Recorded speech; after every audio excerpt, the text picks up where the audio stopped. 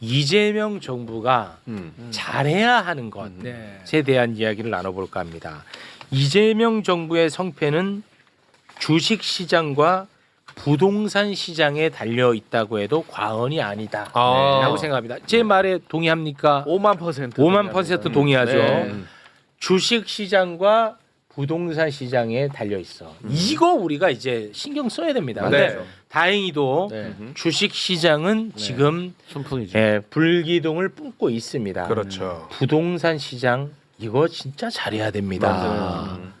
안 그러면 진짜 큰일 납니다. 맞아요. 예, 이런 부분에 대해서 신경 써야 돼요. 그럼요. 아시겠죠? 네. 자, 그래서 알겠습니다. 관련한 이야기를 대한민국 최고의 전문가와 함께 나눠보도록 하겠습니다. 이광수 경제평론가 박수로 맞이합니다. 네. 예, 안녕하세요. 이광수입니다. 이재명 정부의 성패는 우리 소장님한테 달려 있어요. 웃을 일 아니고요. 알겠습니다. 진짜 무거운 이야기입니다.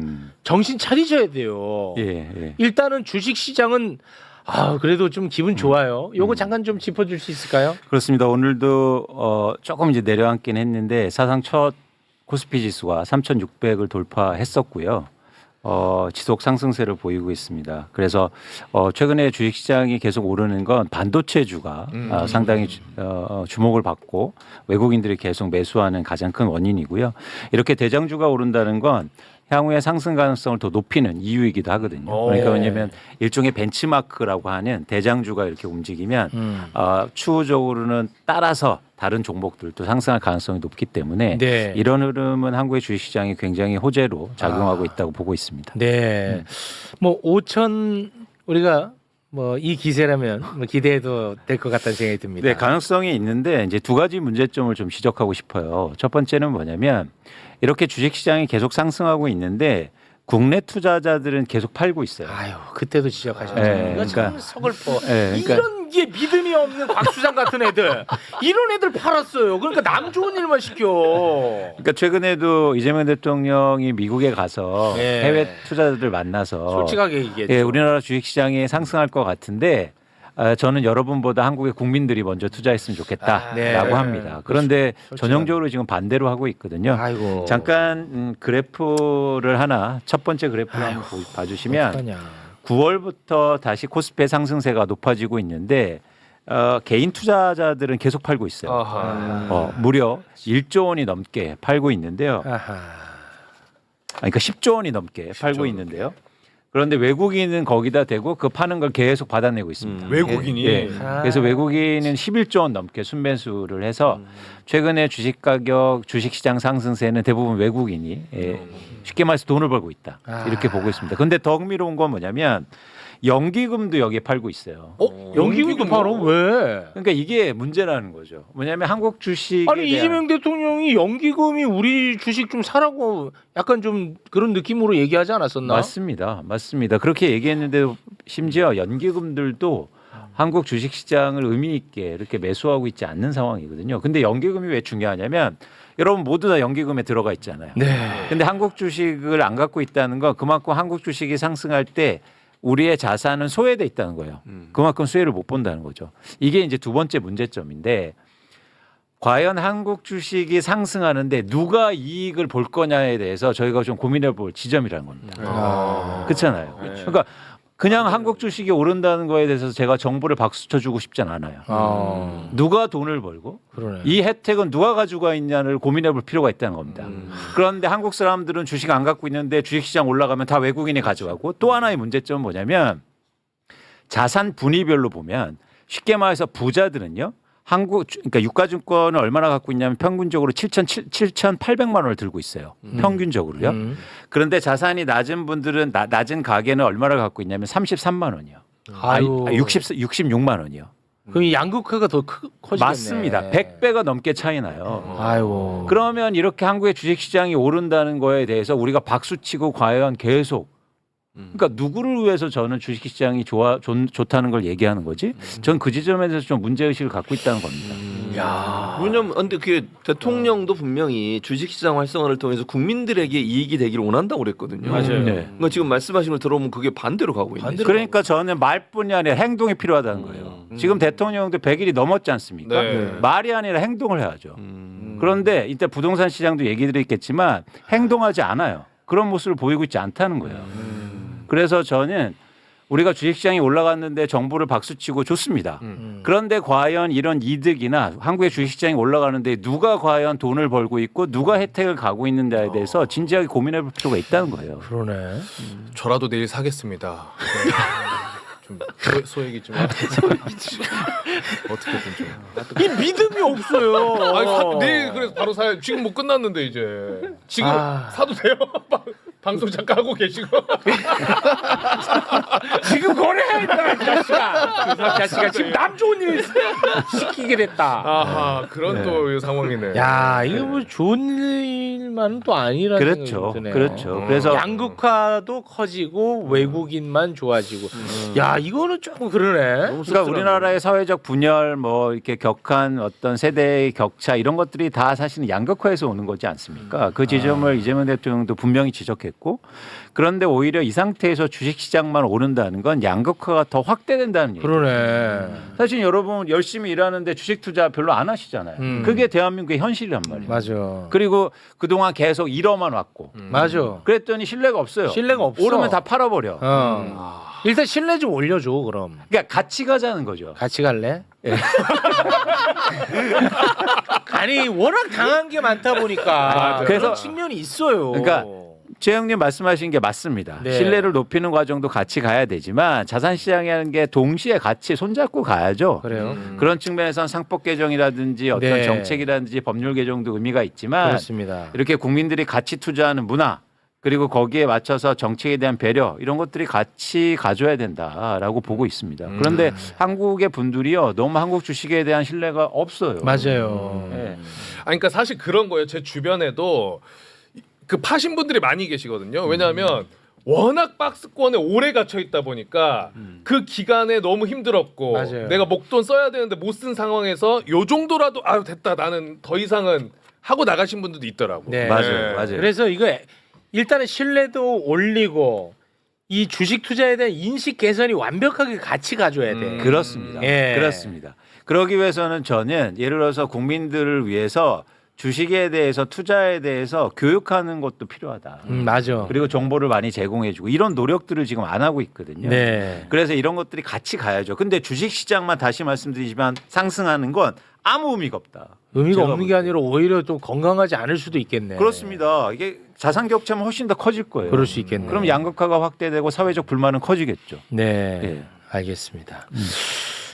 이거 좋은 얘기로 한번 좀 웃고 가려고 했는데 좀 안 좋은 얘기로 이렇게. 아니, 그러니까 안 좋은 얘기는 네. 아니고 자 여러분 저희 폭락하라는 말이 아니잖아요. 왜 그건 또 아니지. 그럼 폭락해야 이광수 너가 속이 시원하냐 뭐 이렇게 아니잖아. 하시는 아니죠. 아니고 저희가 함께 가야 된다. 함께 네. 가야 그런 함께 차원에서 갑니다. 이제 박수 치는 것도 중요하지만 네. 이런 문제를 지적해 주는 사람이 사실 없지 않습니까? 없긴 네. 없네. 지금 예를 들어서 이재명 대통령이 나와서 주식 주가 올라서 좋습니다. 근데 옆에서 수석이나 비서관들이 말 못해. 아닙니다. 그거 안 좋은 게 말 아니에요. 못해. 이런 사람 있습니까? 없어. 없잖아요. 그런 사람 없어요. 없어요. 제가 볼 때. 진짜 이재명 정부를 위하는 사람이랑 그런 목소리 내줘야지. 전 진짜 원해요. 전 진짜예요. 그래서 회사도 그만두지 않았습니까? 그런 얘기를 많이 내줘야 돼. 그쵸. 본인 욕 먹을까봐 얘기 안 하고 시시하고. 맞습니다. 아니 본인 인기 영화로 인기 필요 없어요. 저 댓글에서 욕 많이 해주세요. 그 얘기 좀 해. 좀. 그러니까 바로 이 말씀을 드리고 싶은 거예요. 그래서 주식시장 올라가는 거 너무 좋다. 네. 저도 20년 동안 저 주식 분석하고 애널리스트 일했지 않았습니까? 네. 한국의 주식시장이 3,600 보는 거요. 너무 기뻐요. 그런데 누구를 위한 거지? 그렇지. 과연 이래서 대한민국이 진짜 좋아지는 건가? 그렇지. 그러면 우리가 이렇게 고생하는 분들이나 양극화가 해소될 수 있는 건가? 그 지점에서 이제 고민할 때라는 겁니다. 맞아요. 네. 너무 그래야 좋았어요. 5천 가도 의미가 있어요. 그렇습니다. 근데 늦지 않았다. 네. 이제 시작이다. 고맙습니다. 여러분 우리가 같이 해야 된다. 네, 역시 또 욕은 많이 먹습니다. 그러나 그런 이런 게 이제 소신 발언인 거예요. 이런 게 욕 먹으면서 진짜 원하는 이재명 정부가 성공하길 바라는 마음, 대한민국이 성공하길 바라는 마음에서 하는 발언. 그렇죠. 이게 소신 발언입니다. 그리고 모두가 잘 사는 대한민국이요. 함께. 네. 자, 그러면 이제 부동산 이야기를 해볼까 합니다. 이재명 정부 이 부동산 가격 안정화시키지 않으면 진짜 큰 위기를 맞게 될 수밖에 없습니다. 네. 이거는 뭐 이재명 대통령도 누구보다도 잘 알고 있을 겁니다. 근데 이재명 정부 들어서 부동산 정책을 지금 2번 내어놨거든요. 네. 6월 27일에 뭐 대출 규제와 관련한 부동산 정책을 내어놓아서 우리가 박수를 쳤었고 그때 효과가 좀 있는 듯 했습니다. 그리고 9월 7일에 공급 관련 정책을 내어놓았는데 요게 조금 별로였어요. 그래서 지금 이재명 정부 들어서 2번 내놓은 정책이 약발이 다 된 것 아니냐라는 비판의 목소리가 지금 많이 나오고 있습니다. 어떻게 하실 겁니까? 일단은 정책은 한 번으로 끝나는 게 아니라 지속돼야 된다는 말씀을 분명히 드렸고 그만큼 사실은 부동산 시장은 민감하기도 하고 중요한 시장입니다. 그런 차원에서 지금 현황을 좀 살펴볼 필요가 있는데요. 네. 두 번째 차트를 한번 보여주실래요? 보시는 건 서울의 주간 아파트 매매 가격 지수 변동률인데요. 네. 그러니까 말씀하신 것처럼 627 정책으로 해서 사실은 부동산 시장이 빠르게 안정되고 있었잖아요. 그렇죠? 상승률이 둔화되는 상황이었죠. 네. 그런데 8월 말부터 다시 상승폭이 커지는 지역이 나타나기 시작했습니다. 아 진짜 그 627 정책은 효과가 있었네. 그렇죠. 우측 하단 쪽. 네. 어. 그러니까 뭐냐면 효과를 냈는데 그게 효과가 오래가지 못하고 다시 8월 말부터 상승세가 커지고 있는데 그러네. 대표적인 지역이 성동구예요. 성동구. 성동구가 지금 빠르게 아파트 가격이 상승하고 있는데 일단 직접적인 원인은 두 가지입니다. 첫 번째는요. 수요가 증가하고 있는데 어떤 수요냐면 갈아타기 수요예요. 갈아타기. 그러니까 뭐냐면 우리나라 지금 아파트의 투자 구조가 어떻게 돼 있냐면 1주택자를 선으로 봐요. 그러다 보니까 1주택을 유지하면서 돈을 벌기 위해서 쉽게 말해서 계속 갈아탑니다. 아 똑똑한 집안채 거기서 나온 맞습니다. 말이구나. 거기서 똑똑한 나온 집안채. 거죠. 그렇죠. 어. 쉽게 말해서 우리나라는 거주하지 않아도 1주택자들은 세금 혜택을 줘요. 아. 그러다 보니까 계속 갈아타면서 일종의 수요자 역할을 하는 거죠. 그런데 갈아타는 종착지는 어디입니까? 강남이죠. 그러니까 강남까지 계속 달리는 거예요. 아. 그 중간, 그러니까 그 바로 직전이 이런 성동구나 마포구 지역이 되고 갈아타기 수요가 들어가면서 가격이 오르는 거죠. 근데 이 갈아타기 수요는 대출을 크게 받지 않습니다. 내 집을 팔아서 자금 조달하는 거기 때문에. 아. 그렇죠. 이미 올란 집을 팔고 갈아타는 거기 때문에 그래서 627 대책이 정책이 대출이었잖아요. 규제였죠. 그 영향이 못 미치는 거죠. 그렇죠? 네. 그리고 두 번째는 뭐냐면 이렇게 가격을 올리면서 집을 사는 수요가 갈아타기 수요와 함께 지방에 지방. 무로부터 지방의 거주자들이 투자 목적으로 사는 거예요. 음. 그러니까 전세 끼고 사다 보니까 상대적으로 대출 영향을 적게 받는 거죠. 그래서 이 두 수요가 몰리면서 지금 성동구와 마포구와 이런 지역의 가격 상승폭이 굉장히 커지고 있는 겁니다. 그런데 왜 이렇게 투자 수요가 몰리고 있느냐? 그 지점에 대해서 좀 생각할 필요가 있잖아요. 그건 전 두 가지 이유가 또 있다고 보고 있는데 첫 번째는 지난번에 나와서 말씀드렸듯이 오세훈 시장 네. 효과가 큽니다. 아이씨. 그러니까 재건축 규제 완화를 해주니까 갑자기 투자에 대한 모멘텀이 살아나기 시작하는 맞아요. 거예요. 그래서 재건축 되면 가격이 오르잖아요. 네. 그러면 빨리 사야겠다. 그렇지. 재건축 되기 전에 아. 규제 완화를 해주겠다. 그래서 투자자들이 몰리고 있는 게 첫 번째고요. 두 번째는 갖고 뭐냐면 있는 사람 또 안 팔려고 그럴 거고. 그렇죠.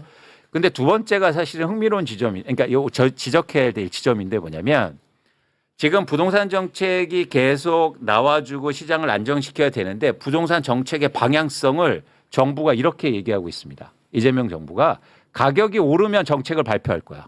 그거 안 된다고 했잖아. 그러니까요. 그거 그러면 왜 얘기를 안 하세요? 아니, 얘기를 했죠. 했어요? 얘기를 했는데 아니 제 얘기가 먹히는 게 아니지 않습니까? 안 먹혀요? 왜 이렇게 힘이 없어? 아, 이렇게라도 알리는 거죠 또 근데. 예. 예, 그래서 이게 뭐냐면 이게 스텝이 자꾸 꼬이는 거죠. 어떤 얘기를 드리고자 하냐면 우리가 계속 강조한 게 뭐냐면 그러니까 진보 정부의 부동산 정책은 항상 이런 식이었어요. 그게 아직도 때를 못 벗기고 있다고요. 쉽게 말해서 가격이 오르면 저 정책이 꼭 나와요. 그럼 어떻게 되냐면 비가 오면 우산을 사고 불이 나면 소화기를 사는 거예요. 이게 됩니까? 안 돼. 불 나기 전에 소화기 마련하고 그렇지. 그러니까 불을 끌 수가 없는 거예요. 잔불을 제거할 수가 없는 거예요. 그런 측면에서 지금 시장에서는 쉽게 말해서 이런 현상이 나타나는 거죠. 그럼 규제하기 전에 가격은 오를 테니까 빨리 사야 된다. 너무나 당연한 시장의 반응 아닙니까? 그렇죠. 네. 그렇죠. 예를 들어서 가격이 오르면 규제가 나옵니다. 그러면 규제가 나오기 전에 사야 된다라는 거예요. 그래서 지금 정책에 대한 신뢰가 이렇게 방향성을 잡는 순간 현저히 떨어지는 거예요. 네. 그런데 제가 볼 때 이 얘기를 할 때 반응은 뭐냐면 경기가 혹시 위축될까 봐. 이 우려를 하고 있는 거예요. 경기 위축. 그런데 지금 부동산 시장이 오를수록 경기는 더 위축될 거예요. 오르면. 이거를 이해를 꼭 하셔야 되는데. 자 그러면 예. 부동산 정책 이번에 또 나올 것 같아요. 보니까 그렇죠. 어제가 9일 맞나? 네, 그렇죠. 어제 예, 어제도 관계부처가 모여가지고 부동산 정책에 대해서 검토한 것 같더라고요. 네, 어제 네. 맞죠? 네. 그러면 지금 나올 수 있는 부동산 정책이 무엇이고 어떤 정책이 효과적일 것이라고 보시는 거예요? 자 일단 개별적인 정책을 떠나서 네. 저희가 이 정책에 대한 큰 방향성을 한번 제시해 드리고 싶은 거예요. 네. 그러니까 어제 뭐 부동산 온갖 카페, 커뮤니티 그리고 카톡에 엄청나게 문자하고 내용이 돕니다. 네. 그건 뭐냐면 엠버고라고 해서 이런 정책이 나올 거다라는 게 돌아요. 네. 잠깐 한번 보실까요? 그러니까 아니고 아니요 마지막 마지막 장 장. 한번 보여주실래요? 여기 그 왼쪽 건 한번 볼게요. 받은 엠바고. 그래서 첫 번째 주택담보가계대출 4억 제한, 서울 전 지역 투기거열지구 지정 이런 것들이 마치 정부에서 나올 것처럼 엠바고로 시장에 그러니까 쉽게 말해서 풀립니다. 그런데 이 내용이 뭐였냐면 누군가요 내 마음의 엠바고라고 해서 돌린 거예요. 이렇게 나왔으면 좋겠다. 그러니까 이렇게 나올 거다 혹은 이렇게 나올 거다. 그런데 만약에 이렇게 나오면 예측대로 되는 거기 때문에 아무런 효과가 없겠네. 그 지점이에요. 그 지점입니다. 그러니까 뭐냐면 우리나라 지금 정책이 그러니까 두 가지가 문제인데 그러면서 한번 밑에도 보세요. 그러니까 이분을 뭐라고 하는 게 아니고 네. 그래서 황현희 네, 황현희 씨 계시잖아요. 네. 이분이 뭐냐면 추석 특집에서 나와서 뭐냐면 추석 이후에 나올 부동산 규제를 예측을 합니다. 네. 근데 비슷한 내용이에요. 그러니까 제가 왜 이 말씀을 드리냐면 이런 정책이 실제로 나오면 시장에 영향을 미치겠습니까? 안 미치지 예상 가능한 거. 다 어떻게 얘기하냐면 봤지 내가 맞췄지. 아. 근데 그렇게 맞춘 사람들이 대부분 집을 사라는 사람들이에요. 그렇지. 봐봐. 난 정확한 사람이야. 내 말 믿고 그냥 사. 이런 식이에요. 그러면 이때부터 야 폭등이다 가는 거야. 그렇습니다. 이거 안 그렇습니다. 돼. 그러니까 지금 한국의 부동산 정책의 방향성은 첫 번째는 뭐냐면 지금 상황에 맞지만 과거에 없던 예상치 못한 정책이 나와줘야 돼요. 그렇지. 그게 6.27이었다고요. 그때 그랬잖아. 그래서 그렇잖아요. 효과 있었잖아. 우리가 그렇죠. 그때 흥분했잖아. 이제 뭐 되나 보다. 그렇습니다. 그런 정책을 계속 발표하고 유지해야 되는데 그 방향성을 또 잃었어요. 잃었어. 이런 정책이 똑같이 나오면 이게 시장이 먹히겠습니까? 안 먹힌다, 다들 이거. 잃었습니다. 예. 다 내가 맞췄지. 그냥 사시면 돼요. 그렇지. 이렇게 도는 거예요. 맞습니다. 그러니까 그런 차원에서 정책에 대한 방향성이 중요하고 두 번째는 뭐냐면 시점이에요. 지난번에도 말씀드렸잖아요. 근데 지금 시점이 읽혔어요. 어떤 겁니까? 오르면 나온데 누구나 예측 가능해요. 또 역시 예측 가능해. 자산 시장을 만드는 건 뭐냐면 결국엔 이 정책의 속성을 갖고 있어야 됩니다. 그 지점에서 좀 안타까운 측면이 있다는 거죠. 그런데 이 문제를 저는 어디에서 만드냐면 지금 부동산 정책의 헤드쿼터가 없어요. 아 그래요? 그러니까 국토교통부와 제가 느끼기에는 금감위와 그리고 대통령실이 좀 다른 방향으로 가는 것 같습니다.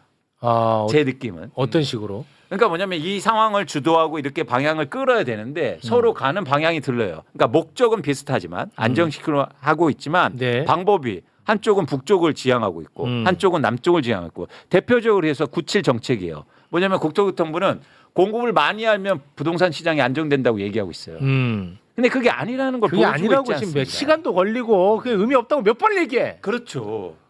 그래서 이거를 강성필 주목해. 주목. 갈 준비하고 있어. 통합해서 만들 수 있는 정책의 헤드쿼터가 필요한데 그게 좀 부재하다.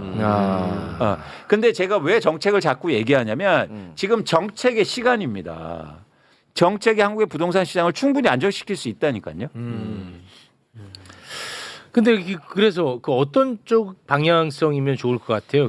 이 부동산 정책은 세제로는 부동산 정책에 영향을 끼치지 않겠다고 공약으로 약속하지 않았었나요? 그러니까 그 지점에서도 다시 한번 생각할 필요가 있다는 거죠. 요거 재고가 필요합니까? 그렇습니다. 왜냐하면 아. 우리가 왜 그거 세제에 대해서 부정적인 생각을 갖고 있냐면 문재인 정부 때 보유세를 도입했는데 오히려 시장 부동산 가격이 많이 올랐잖아요. 맞습니다. 쉽게 말해서 그런데 우리는 같이 이걸 어떻게 연결하냐면 세금 때문에 부동산 가격이 올랐다고 얘기해요. 아닙니다. 아니죠. 그 말이 안 되는데 그거는. 그건 뭐냐면 코로나 이후로 유동성이 폭발적으로 증가하면서 전 세계 부동산이 오른 거예요. 그렇겠지. 그런데 우리는 세금 욕을 하고 있다고요. 음. 그래서 이걸 정치권에서 계속 반복해서 얘기하는 거예요. 그거 이상해. 아니 세금 때문에 집값이 올랐다는 거는 이상하잖아. 그러니까 세금을 올려도 집값은 올랐다. 이거는 말이 돼. 네. 그렇죠. 근데 세금 올렸더니 집값 올랐다는 솔직히 말은 안 되잖아. 연결이 근데 다 그렇게 맞습니다. 얘기하더라고. 그러니까 인과관계가 아니고 상관관계가 있을 수 있어요. 그렇습니다. 그러니까 예를 들어서 봄이 돼서 벚꽃이 피고 벚꽃이 보러 사람들이 온 건데 예를 들어서 사람들은 봄이 와서 사람이 많이 왔으니까 봄이 되면 무조건 여의도엔 사람이 많을 거야. 이렇게 얘기하는 거 똑같거든요. 네, 뭐. 비슷하지만 사실 인과관계 달라요. 이거는 비유 안 들어도 돼요. 네, 그냥 해도 됩니다. 네. 근데 어쨌든 주목하고 싶은 건 뭐냐면 자 만약에 세금을 잘 도입해서 부동산 시장을 안정시킬 수 있다면 그러면 세금은 박수 받아야죠. 그런 지금 시점이다. 지금 언론 보도를 보면은 뭐 공시지가 현실화 정도 이야기 나오는 것 같아요. 그러니까 지금 이제 세금을 매기는 기준이 되는 게 공시지가거든요. 네. 근데 공시지가가 지금 시세에 실제 팔리는 시세 한 69% 정도 되는데 그건 정확히는 뭐냐면 공시지가가 한 10% 낮고 또 공시지가에서 공정가액 비율이라고 해서 네. 그게 이제 말씀하신 것처럼 70%더 낮춰준 더 거예요. 낮춰줘. 네. 그러니까 예를 들어서 지금은 10억의 집이면 10억에 해당되는 세금을 내야 되는데 지금은 공시지가도 낮고 거기에다가 곱하기 0.6 뭐 이거 해주는 게 있어. 더 낮춰줘. 내려가네. 그러면 지금은 10억에 대한 세금을 내는 게 아니라 집이 10억짜리를 4억으로 쳐주는 거야. 그래서 4억에 대한 세금을 내게끔 지금 되어 있는데 요거를 이제 뭐 현실화하지 않겠느냐는 정도로 언론에서 나오던데. 그렇죠. 그렇게 해서는 사실은 세금의 효과는 요건 답 없다는 거죠. 예를 네. 들면 이런 겁니다. 그냥 예예요. 예를 들어서 매수가액에 맞춰서 보유세를 내게 합니다. 산 금액에 맞춰서. 그렇습니다. 그러면 내가 감당해 낼 수 있는 가격의 아파트만 살 거 아니에요. 그렇죠. 합리적이지 않습니까? 네. 제가 생각하기엔. 네. 그러니까 이런 과거에 없던 정책이 나와줘야 된다는 거예요. 세금을 쓰려면. 네. 그런데 우리는 과거에 썼던 정책을 또 똑같이 써요. 그럼 아무도 반응 안 해요. 이미 다 준비돼 있거든요. 근데 이제 그 아마 세금 관련해 가지고는 민주당 같은 경우는 이제 선거를 치러야 되는데 그게 사실 쉽지 않을 겁니다. 맞죠? 이거 솔직한 얘기잖아요. 그러니까 뭐 선거 앞두고 세금 올린다고 하면 누가 좋겠습니까? 그렇습니다. 다만 맞죠? 그럼에도 불구하고 긴 안목을 보고 저는 결단을 내려야 된다면 내려야 된다고 봐요. 네. 그런데 이게 의미가 있는 게 뭐냐면 이번에 저는 그 가능성을 봤다는 거죠. 6.27 대책은 사실은요. 우리나라가 집을 갖고 있는 세대가 훨씬 많거든요. 그럼에도 불구하고 6.27 대책에 박수를 받았어요. 그러니까 집값 완연하게 집값을 하락시키는 정책이었음에도 불구하고 박수를 받은 이유는 뭐냐면 지금 대한민국의 다수의 국민들은 집값의 안정을 원하고 있습니다. 네. 그렇죠. 그래서 세금을 통해서 안정시킬 수 있다면 저는 자신감을 가져야 된다고 생각해요. 네. 그런데 세금을 도입했는데도 부동산 시장이 오르면 이젠 안 되는 거죠. 이제 진짜요. 그래서 시장을 안정시킬 수 있는 쉽게 말해서 집값을 안정시킬 수 있는 세금을 도입하면 된다. 네. 그래서 그런 용기를 가질 필요가 있다는 게 저희 생각입니다. 알겠습니다. 지금 댓글에도 세금 건드리지 마라. 너 죽인다. 뭐 이제 그런 의견들이 많이 올라옵니다. 이게 사실 굉장히 예민한 이슈일 거예요. 아니 그거는 예를 들어서 세금을 내신 분들은 예민할 수 있죠. 네. 그런데 우리나라 과거에도 보면 세금을 내는 사람이 그렇게 많지 않아요. 근데 과장된 측면이 있어요. 알겠습니다. 근데 이게 참 부동산 안정화 못 시키면 이게 진짜 이게 큰일인데 이거 참 걱정이 돼가지고 우리 또 소장님을 저희가 모셨습니다. 그러니까 이게 다시 한번 말씀드리지만 정책에 대해서 좀 이렇게 자신감을 가질 필요가 있다. 있습니다. 그런데 대통령도 계속 말을 하거든요. 뭐냐면 저번에 정책 나왔을 때 이건 뭐냐면 시작에 불과하다 이런 말을 하지 않습니까? 네. 그러니까 그만큼 사실은 어떤 정책에 대한 자신감을 가졌는데 갑자기 목소리가 줄어들었어요. 맞아요. 전 그 이유를 알 수가 없어요. 네. 그러니까 왜 얘기를 안 넣는 거지? 그래서 저는 그러니까 이거를 자꾸 촉구해야 됩니다. 네, 촉구해야 돼요. 이렇게 놔두면요. 성동구 마포구의 집값이 이제 노원구 강북구로 올라갈 거고요. 다 견인하겠죠. 그다음에 뭐냐면 수도권의 집값 상승을 또 일으킬 거예요. 그럼 네. 집값 폭등을 이어지고 그러면 수많은 보수 언론들이 또 다 엄청 씹어제껴. 달라서 그러면 또 막- 막 흔들리는 거야. 그러면 이제 아무것도 할 수 없다는 거죠. 그럼 주식시장이 온전하겠습니까? 주식시장도 이제 더 이상 못 가요. 그럼 다 어떻게 하겠어요? 주식 오른 거 팔아서 부동산 사러 갈 거예요. 아, 그 흔들린다니까. 아니 예를 들어서 주가 오르면 뭐 합니까? 다 팔아서 부동산 사러 갈 건데. 아, 언론은 만약 부동산 서울 부동산에 한해서 부동산 폭등하잖아. 언론은 솔직히 속으로 좋아해. 그래요? 왜냐면 자기 왜? 이해관계에 엮여갖고 자기 집도 오르고 좋거든. 아. 근데 겉으로는 이 정부를 막 뒤지게 팹니다. 아 집값 올랐다고. 예. 그러면은 막 여기저기 당연히 진보 언론은 뭐 쉽겠죠. 야 중요한 얘기하는데 짐 싸냐 임마? 이 자식이 저런 마인드가 있으니까 이런 것들이 지금 이제 여기서 배웠으니까 가서 또 싸워야죠. 예. 여기서 배운 걸로 가서 싸워야 됩니다. 고맙습니다. 그러니까 말씀하신 게 최근에 부동산 정책에 대해서 또 부정적인 언론들이 이제 하나둘 많이 생기기 시작했는데 네. 대표적으로 건설사가 보유한 회사들 언론사예요. 그렇죠. 그러니까 이게 계속 얽혀 있다고요. 맞습니다. 이거를 깨려면 네. 저는 용기가 필요하다. 진짜. 용기가 필요하다. 네, 진짜. 근데 이제 용기에만 자꾸 강요를 할 수 없는 것이 결국은 여론이 뒷받침해 줘야 되는데 맞습니다. 예. 맞습니다. 여론이 더 중요하다. 맞습니다. 예. 그래서 이광수 소장님 같은 분들이 동작 그만. 동작 그만. 싸우러 가지. 싸우기 뭘 싸우러 싸워. 갑시다. 앉아있지. 네. 정말 역할이 크다. 네, 라는 알겠습니다. 말씀을 좀 알겠습니다. 전해드리겠습니다. 예.